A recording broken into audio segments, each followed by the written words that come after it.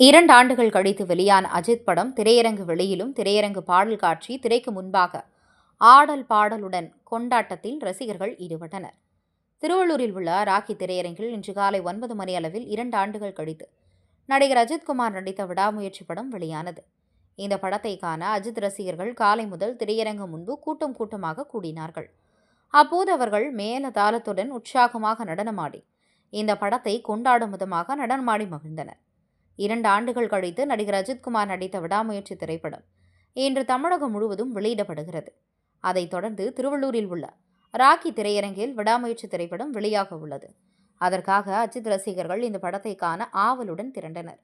அப்போது அவர்கள் வழிநெடுகிலும் அஜித்குமார் விடாமுயற்சி படம் வெற்றி பெற வாழ்த்து பேனர்களை வைத்தனர். மேலும் ரசிகர்கள் திரையரங்கம் முன்பு பட்டாசு வெடித்தும் நடனமாடியும் கடவுளே அஜித்தே என கோஷங்கள் எழுதியபடி உற்சாகமாக கொண்டாடினார்கள். மேலும் திரையரங்கில் முன்பு வைக்கப்பட்டிருந்த பேனரில் அஜித் ரசிகர்கள் செய்து நடனமாடிய அவரது படத்துக்கு பாலாபிஷேகம் செய்து கொண்டிருந்தார்கள்.